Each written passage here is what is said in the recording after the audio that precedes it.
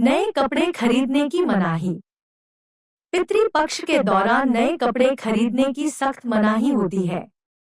इसके पीछे मान्यता है कि इस समय में तर्पण और ध्यान का प्रमुख उद्देश्य पितरों की आत्मा को शांति देना है, न कि भौतिक सुख सुविधाओं का आनंद लेना।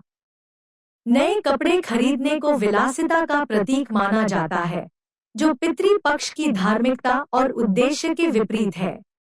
इसके अलावा यह भी माना जाता है कि पितृपक्ष में भोगविलास से दूर रहना चाहिए और सादगीपूर्ण जीवन जीना चाहिए।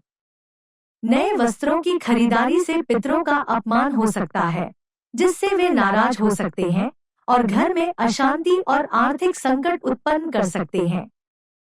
इस दौरान हल्के और सफेद रंग के वस्त्र पहनने का रिवाज है, जो शांति और सादगी का प्रतीक होते हैं। इसलिए नए वस्त्रों की खरीद को पितृपक्ष के बाद के समय के लिए टाल देना चाहिए, ताकि परिवार में शांति और समृद्धि बनी रहे। धातु से बने सामान और बर्तन की खरीदारी। पितृपक्ष में धातु से बने सामान और बर्तनों की खरीद भी अशुभ मानी जाती है। बर्तन और धातु के सामान घर की स्थिरता और समृद्धि का प्रतीक होते हैं, और इस समय इन्हें खरीदने से पितृदोष उत्पन्न हो सकता है।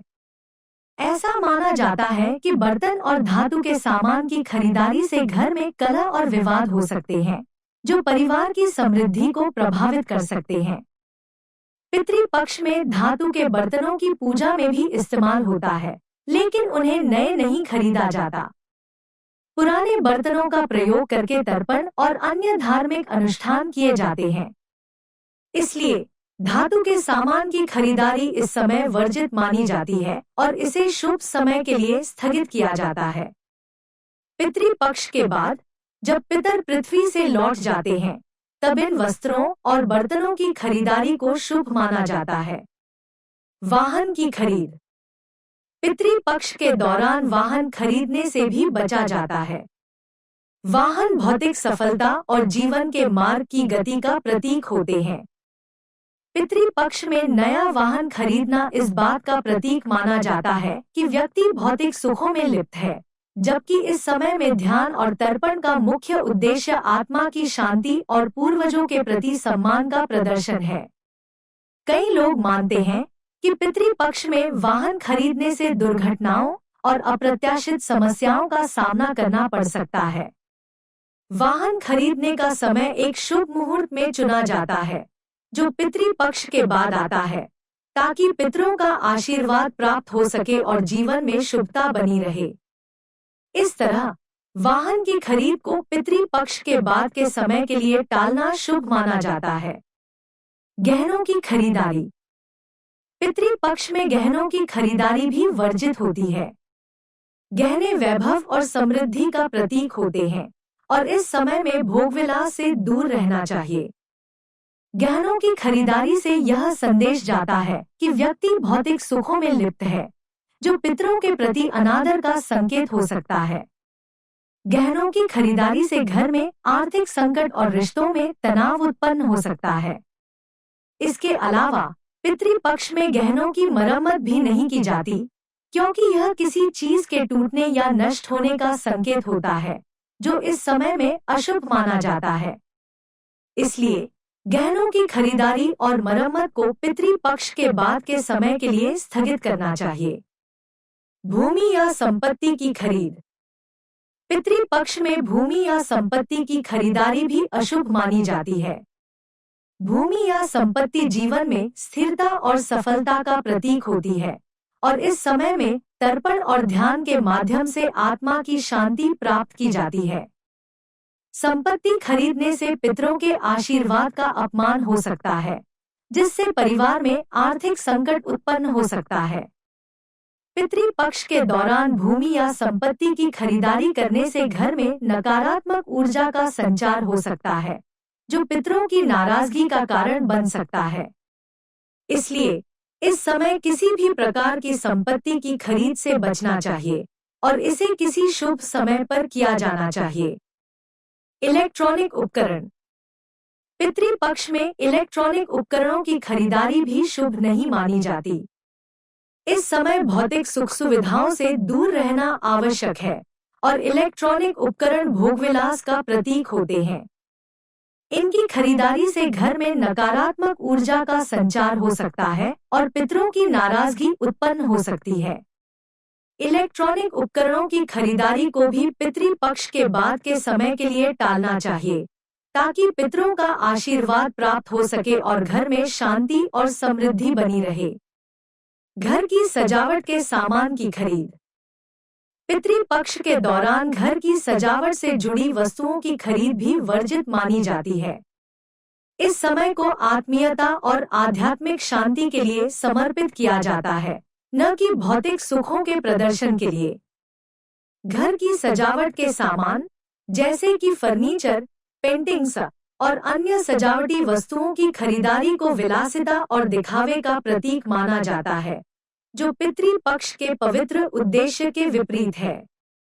यह मान्यता है कि पितृपक्ष के दौरान घर की सजावट पर ध्यान देना पितरों के प्रति अनादर का संकेत हो सकता है, जिससे वे क्रोधित हो सकते हैं। पितरों का आशीर्वाद प्राप्त करने के लिए आवश्यक है कि इस समय घर के वातावरण को सादगीपूर्ण और पवित्र रखा जाए। घर की सजावट की खरीदारी से घर में नकारात्मक ऊर्जा उत्पन्न हो सकती है, जो परिवार के सुख शांति को प्रभावित कर सकती है।